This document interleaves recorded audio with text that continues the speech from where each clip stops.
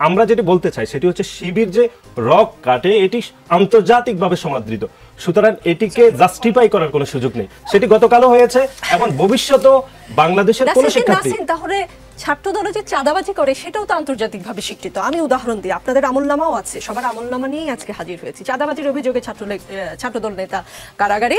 29 জানুয়ারি এক দুবাই প্রবাসীর বাড়িতে গিয়ে তার 8ম শ্রেণী পড়ুয়া মেয়ের নামে মিথ্যা অপবাদ দিয়ে তার স্ত্রীর কাছ থেকে চাঁদা দাবি করে ছাত্রদল নেতা। চাঁদা না দেয়ায় তারা প্রবাসীর স্ত্রী ও মেয়েকে মারধর করে। এ সময় ঘরে থাকা আসবাবপত্র ভাঙচুর করে প্রবাসীর প্রায় 30,000 টাকা ক্ষতি করে। পরে স্থানীয়রা এগিয়ে আসলে আলামিন ও তার সহযোগীরা বিভিন্ন প্রকার ভয়ভীতি প্রদর্শন করে চলে যায়। এই ঘটনার প্রবাসীর স্ত্রী সেনাবাহিনীকে অভিযোগ ও থানায় একটি চাঁদাবাজির মামলা দায়ের করেন।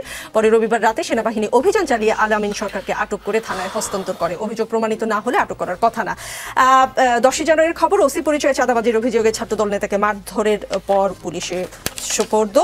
পুলিশের ভয় দেখিয়ে চাঁদা আদায়ের অভিযোগ রাবি ছাত্রদল নেতার বিরুদ্ধে। এটা 12 ডিসেম্বরের খবর। রড ও স্ট্যাম্প দিয়ে মারধর ও পুলিশের হাতে তুলে দেওয়ার ভয় দেখিয়ে ছাত্রলীগের সাবেক নেতার কাছ থেকে চাঁদা আদায়ের অভিযোগ উঠেছে রাজশাহী বিশ্ববিদ্যালয়ের শাখা ছাত্রদলের নেতাকর্মীর বিরুদ্ধে। আরও আছে, অপেক্ষা করেন। পুলিশ পরিচয়ে নিখোঁজ 2 জনকে উদ্ধার করে চাঁদা দাবি পিটিয়ে ছাত্রদল নেতাকে পুলিশের সোপর্দ। দিনাজপুরে নিখোঁজের জিডির সূত্র ধরে এক তরুণ ও তরুণীকে উদ্ধার করে দিয়ে পুলিশ পরিচয়ে চাঁদা দাবির অভিযোগ উঠেছে এক ছাত্রদল নেতার বিরুদ্ধে। ভুয়া পুলিশের পরিচয় জানাজানি হওয়ার পর ওই ছাত্রদল নেতা সহ 2 জনকে পিটিয়ে পুলিশে সোপর্দ করেছেন এলাকার লোকজন। আরো খুঁজলে হয়তো আরো পাওয়া যাবে, এই কটা আমি সাথে করে নিয়ে এসেছি। তাহলে আপনাদের চাঁদাবাজিও তো আন্তর্জাতিকভাবে স্বীকৃত। দেখুন, আমি বলছি দুইটি অপরাধ, রক কাটা যেরকম অপরাধ, চাঁদাবাজি অপরাধ। কিন্তু আপনি রক কাটা যেই ধরনের অপরাধ, চাঁদাবাজি সেই ধরনের অপরাধকে আপনি জাস্টিফাই করতে পারবেন না, কিন্তু সেটিও অপরাধ আমরা মনে করছি। কিন্তু 5 আগস্ট ছাত্র জনতার গণ অভ্যুত্থান পরবর্তী সময়ে আমাদের নেতাকর্মীরা ভুল ত্রুটি করেছে, তার বিপরীতে আমরা শক্ত অবস্থান নিয়েছি। আমাদের দলের ভারপ্রাপ্ত চেয়ারম্যান জনাব তারেক রহমান এই বিষয়ে কাউকে বিন্দুমাত্র ছাড় দেয়নি।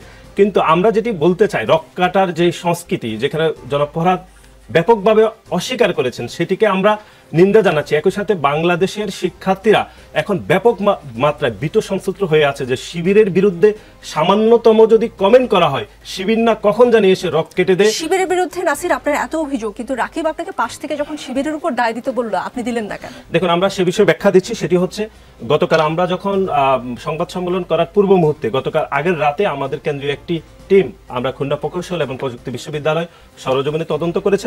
তদন্ত করার পরে আমাদের কাছে যেটি তথ্য এসেছে সেটি হচ্ছে, এই ঘটনা যে পরিকল্পিতভাবে ঘটিয়েছে সেখানে বৈষম্য বিরোধী ছাত্র আন্দোলনের নেতৃবৃন্দ এবং শিবিরের সন্ত্রাসীরা সেটি করেছে। জনাব রাকিব যেটি বলার চেষ্টা করেছেন, তিনি আমাকে বলার চেষ্টা করেছেন যে কোশ্চেনের আনসারের যেটি আমাদের ফাইন্ডিং এ আসছে যে শিবির এখানে যুক্ত ছিল, সেটি তিনি আমাকে প্রকাশ্যে বলেছেন, সেটি কোনোভাবে গোপন করেন নাই। তিনি বলেছেন যে ফাইন্ডিং এ যেটি মেনশন করেছেন সেটি তিনি বলার চেষ্টা করেছেন। তো আপনিও জানেন সেই ফাইন্ডিং তাকে পাশ থেকে কানে কানে বলে বলেছেন, এটি আগে থেকে প্র্যাকটিস করেন না? সেটা না, প্র্যাকটিসের কোনো বিষয় নেই এখানে। উনি এটি প্রকাশ্যে বলেছেন, কোনোভাবে গোপন করে বলেন নাই। যে উনি আমাকে স্মরণ করে দিয়েছেন যে আমাদের ফাইন্ডিং এ শিবিরের নাম রয়েছে, সেটি তিনি আমাকে স্মরণ করে দিয়েছেন। না, আমরা বলেছি যে ফারুকের কথা আপনি বলেছেন, হাসনাত আব্দুল্লাহর কথা আমরা শিবিরের কথা বলেছি। শিবিরের কথা যেহেতু রাকিব ভাই এর আগে বলেছে, আমি পরক্ষণে শিবির এবং হাসনাত আব্দুল্লাহ, ওমর ফারুক দুজনের কথাই বলেছি। আপনি যে ওমর ফারুক এবং হাসনাত আব্দুল্লাহর কথা বলেছেন, আপনার এই দাবির পিছনে তথ্য প্রমাণ আছে? আছে। আমরা সেটি গণমাধ্যমে পাঠিয়েছি, সামাজিক যোগাযোগ মাধ্যমে পাঠিয়েছি। কারণ তাহলে প্রেক্ষাপটটি একটু বলতে হবে। আমরা এই মাসের 16 তারিখ খুলনা প্রকৌশল এবং প্রযুক্তি বিশ্ববিদ্যালয়ের 2 কিলোমিটার অদূরে বাংলাদেশ জাতীয়তাবাদী ছাত্র দলের সদস্য ফরম বিতরণ করেছি। আমাদের 75 জন শিক্ষার্থী এই সদস্য ফরম নিয়েছে। তার মধ্যে 3 জন শিক্ষার্থী 18 তারিখ খুলনা প্রকৌশল বিশ্ববিদ্যালয়ে তারা ক্লাস করতে এসেছিল। ক্লাস করে বাসায় ফেরার পথে এই ফরম নেওয়ার অভিযোগে একটি মানববন্ধন হয়েছিল। সেই মানববন্ধনের নেতৃত্ব দিয়েছে বৈষম্য বিরোধী ছাত্র আন্দোলনের প্ল্যাটফর্ম থেকে, এবং বৈষম্য বিরোধী ছাত্র আন্দোলনের আহ্বায়কের নাম হচ্ছে ওমর ফারুক। যখন মিছিলটি শেষ হয়ে যাচ্ছিল, পাশ দিয়ে বাংলাদেশ জাতীয়তাবাদী ছাত্র দলের 3 সমর্থক সেখান দিয়ে যাচ্ছিল, তাদের উপর তারা যে হামলা করেছে সেই ভিডিও আমার মোবাইলে এখনো রয়েছে। আমরা সেটির ভিত্তিতে প্রমাণ করেছি যে এই হামলার শুরুতে মদতদাতা হচ্ছে বৈষম্য বিরোধী ছাত্র আন্দোলনের যে আহ্বায়ক ওমর ফারুকের নেতৃত্বে, এবং যারা গত 15.5 বছর ধরে বিভিন্ন ক্যাম্পাসে গুপ্ত রাজনীতি করেছে, শিবিরের সন্ত্রাসীরা বাংলাদেশ জাতীয়তাবাদী ছাত্র দলের 3 সমর্থককে হামলা করেছে। কুয়েটে, আচ্ছা ছোট করে এক লাইনে একটু উত্তর দেন। কুয়েটে তো ছাত্র রাজনীতি নিষিদ্ধ, তাহলে আপনারা সেখানে কর্মী সংগ্রহে গেলেন কেন? কারণ হচ্ছে কুয়েটে বৈষম্য বিরোধী ছাত্র আন্দোলনের একটি কমিটি হয়েছে এই বছরের জানুয়ারি মাসের 7 তারিখ, এবং অনেকেই বলছেন যে কুয়েটে ছাত্র শিবির গত 3 যুগেরও বেশি সময় ধরে গোপন তৎপরতার মাধ্যমে রাজনীতি করছে। সুতরাং বাংলাদেশ জাতীয়তাবাদী ছাত্রদল খুলনা প্রকৌশল এবং প্রযুক্তি বিশ্ববিদ্যালয়ের প্রকাশ্যে গণতান্ত্রিক রাজনীতি করার জন্য আমরা তারা যেটা লুকিয়ে করছিল সেটা আপনারা প্রকাশ্যে করতে গিয়েছেন। তুহিন খান, জুলাই আন্দোলনকারীদের অবমূল্যায়ন ও অনিয়মের অভিযোগে চাঁদপুর জেলা বৈষম্য বিরোধী ছাত্র আন্দোলনের সদ্য ঘোষিত কমিটি থেকে 160 জন পদত্যাগ করেছেন। 217 সদস্য বিশিষ্ট আহ্বায়ক কমিটি ঘোষণার কয়েক ঘন্টার মধ্যে 19 ফেব্রুয়ারি রাত 1টার দিকে চাঁদপুর প্রেস ক্লাবে সংবাদ সম্মেলন করে এই ঘোষণা দেন কমিটিতে স্থান পাওয়া একাংশের নেতৃবৃন্দ। 6 মাসের জন্য চট্টগ্রাম মহানগর, উত্তর ও দক্ষিণ জেলার কমিটি, মানে 6 মাসের জন্য কমিটি দেওয়া হয়েছিল। এখন সেই 3টি ইউনিটের কমিটি বাতিল না করা পর্যন্ত বৈষম্য বিরোধী ছাত্র আন্দোলনের আহ্বায়ক হাসনাত আব্দুল্লাহ ও সদস্য সচিব আরিফ সোহেলকে চট্টগ্রামে অবাঞ্ছিত ঘোষণা করা হয়েছে কমিটির একাংশের পক্ষ থেকে। সংবাদ সম্মেলন করে তার ঘোষণা দিয়েছেন। শিক্ষার্থীদের অভিযোগ, কমিটিতে সম্মুখ যোদ্ধাদের সুযোগ দেওয়া হয়নি, যাদের বিরুদ্ধে নারী হেনস্থা ও কিশোর গ্যাংকে সহযোগিতার অভিযোগ রয়েছে তাদের নিয়ে একপক্ষীয় কমিটি দেওয়া হয়েছে। সনাতন ও অন্যান্য ধর্মাবলম্বীদের মূল্যায়ন করা হয়নি, নারী সহযোদ্ধাদের অবমূল্যায়ন করা হয়েছে। নাগরিক কমিটির সাথে তো বৈষম্য বিরোধী ছাত্র আন্দোলন প্ল্যাটফর্মের একদম ভাই ভাই আত্মার সম্পর্ক। তুহিন খান, কি মনে হচ্ছে রাজনীতি করা কঠিন? আচ্ছা, আমি ধন্যবাদ যারা আলোচক আছেন এবং আপনাকেও ধন্যবাদ।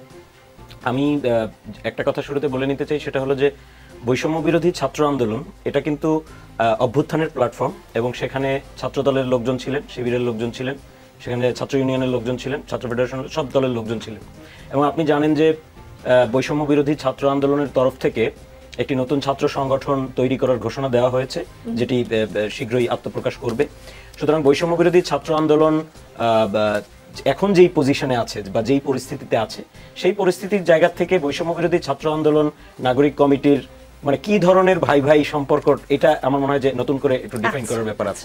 এটা আর কি আমি একটু ক্লারিফিকেশন করি। তাহলে তাদের বিষয়ে আমি আপনাকে প্রশ্ন নাই করি, আপনাদের বিষয়েই আপনাদেরকে প্রশ্ন করি। তুহিন খান, আক্তার হোসেন যিনি নাগরিক কমিটির বর্তমান সদস্য সচিব, তিনি বর্তমানে নাগরিক কমিটির আলী হাসান জুনায়েদ, তিনি বর্তমানে নাগরিক কমিটির যুগ্ম আহ্বায়কের দায়িত্ব আছেন। এছাড়াও আপনাদের সদস্য সচিব পদের দাবিদার রয়েছেন আরো দুজন, তারা হলেন নাগরিক কমিটির আহ্বায়ক নাসিরউদ্দিন পাটোয়ারি, মুখ্য সংগঠক সার্জিস আলম।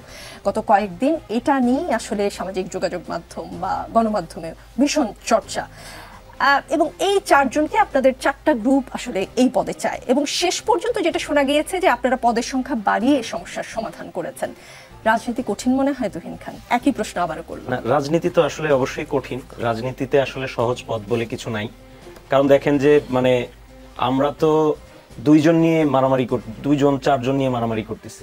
অনেক দল আছেন যারা একই জেলায় 10টা গ্রুপ মারামারি করতেছেন, এবং এই রক কাটার ইস্যুতে আমি তারা বহু পুরানো দল। হ্যাঁ, মানে সেটাই বলতেছি আর কি আমি, যে দল আসলে যত বড় হবে বা দল আসলে যত বাড়বে তত তো রাজনীতি কঠিন হবে, এটাই স্বাভাবিক।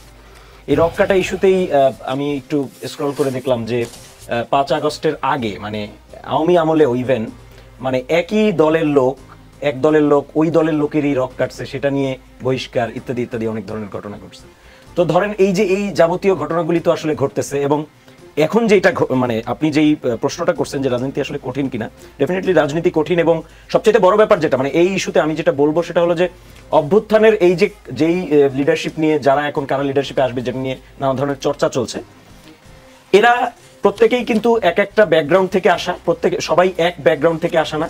এমন না যে কোনো একটা ইউনিফাইড রাজনৈতিক সংগঠনের নেতৃত্বে অভ্যুত্থান হয়েছে, একটা কালেকটিভ ছাত্র নেতৃত্বে আন্দোলনটা হয়েছে।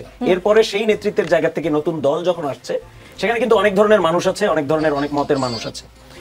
আমি যেভাবে দেখি প্রক্রিয়াটা সেটা হলো যে এটা একটা সিনথেসিস প্রক্রিয়া সব জায়গায়, আমি যেটা বলি। কারণ আপনি দেখবেন যে এখন তারা বক্তব্য দিচ্ছেন, ধরা যাক বৈষম্য বিরোধী ছাত্র আন্দোলনের আহ্বায়কের বক্তব্য কোনো একটা ব্যাপারে আর নাগরিক কমিটির আহ্বায়কের বক্তব্য সবসময় যে একই লাইনে যাচ্ছে, ব্যাপারটা এরকম না।